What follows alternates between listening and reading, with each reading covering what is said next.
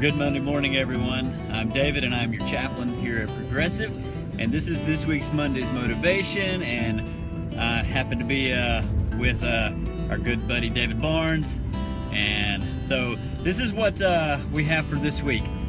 Myth number 5 in the productivity myth.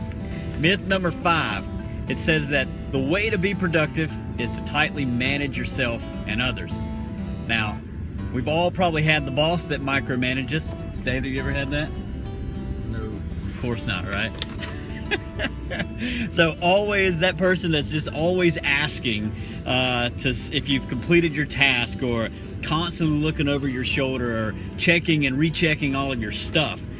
Or some of you, maybe you've experienced someone that tried to micromanage a relationship.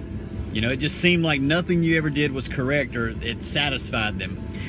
Even as parents, I mean, we're prone to micromanage our kids, and we constantly stay on them to do certain things in a certain way. But I often wonder, do we let them do it the best way they know how, instead of expecting them to accomplish it maybe the way that we would do it?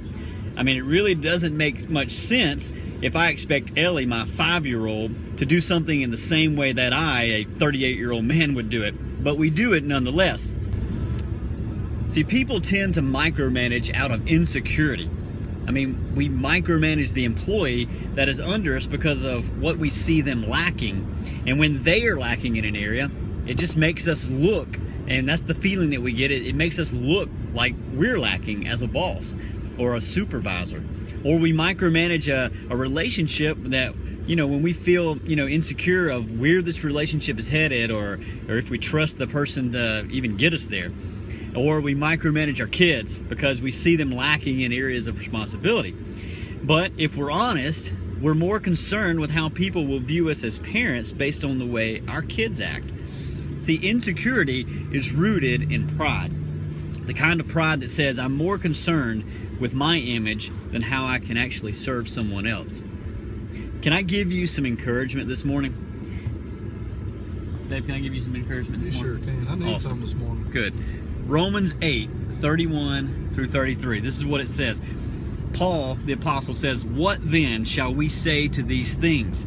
If God is for us, who can be against us?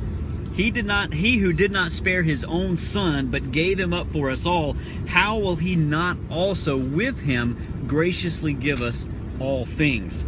You see, if you are in Christ, if you have placed your faith in Christ, in him, then there is no place for insecurities. You are in the most secure place in the universe. The God of the universe has given you all things.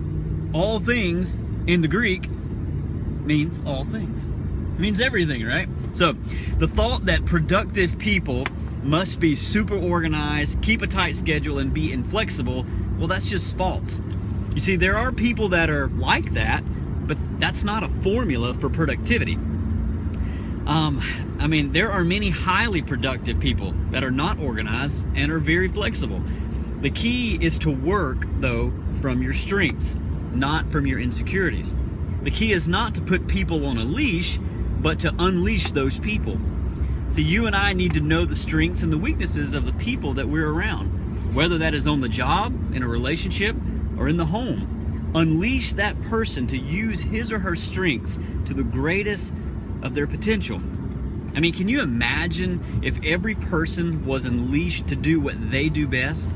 I mean, can you imagine the productivity that would occur? Maybe, just maybe, it's time to unleash them. Well, I hope you have an awesome, a safe, and productive work week. Sayonara. See you later. Bye-bye for now from David Barnes. Have an awesome Monday.